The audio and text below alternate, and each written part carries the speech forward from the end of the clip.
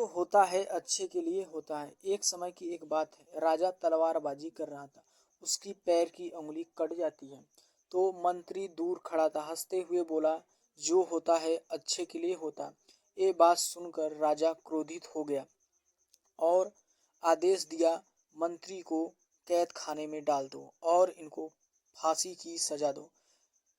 यह बात सुनकर मंत्री घबरा गया और बोला, राजा साहब, मैं वर्षों से आपके यहाँ काम कर रहा हूँ और आप मुझे इस बात के लिए मौत की सजा दे रहे हैं।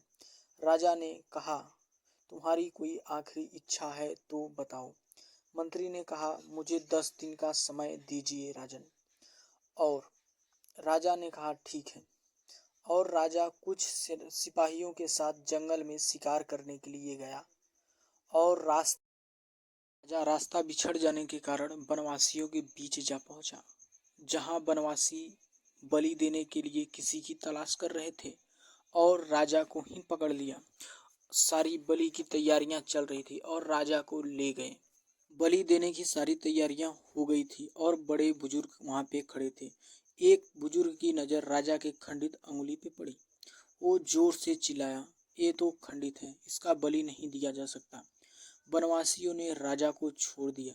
राजा ने जैसे तैसे करके अपने राजधानी पहुंचा और वहां पे सबसे पहले कारागृह अपने मंत्री से मिला और मंत्री से कहा, जो होता है अच्छे के लिए होता है।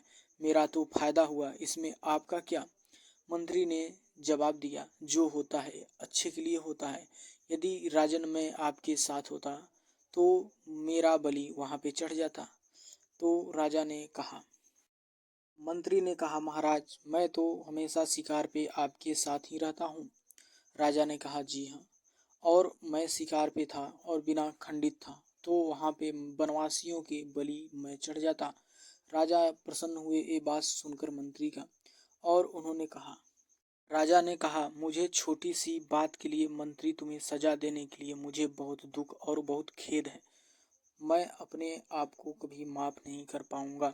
मंत्री ने कहा, नहीं महाराज, इसकी कोई जरूरत नहीं है, जो होता है अच्छे के लिए होता है। राजा बहुत प्रसन्न हुए और इस कहानी से इस बात की सीख मिलती है कि किसी भी समय हमको बहुत धैर्य से काम करना चाहिए और धैर्य रख। अपने जीवन में भी परिस्थितियां कभी कभी अपने ही अनुकूल नहीं होती हैं। जीवन का एक निरंतर उतार चढ़ाव होता है और इस बात से हमें कभी घबराना नहीं चाहिए। इस कहानी से हमें बहुत कुछ सीखने को मिला और आप लोग हमारे चैनल को लाइक और सब्सक्राइब कीजिए, मैं आपसे निवेदन करता हूँ। और मैं आपको अच्छी अच्छी कहानियाँ इस चैनल पे लाता रहूँगा। धन्यवाद। जय हिंद, जय भारत।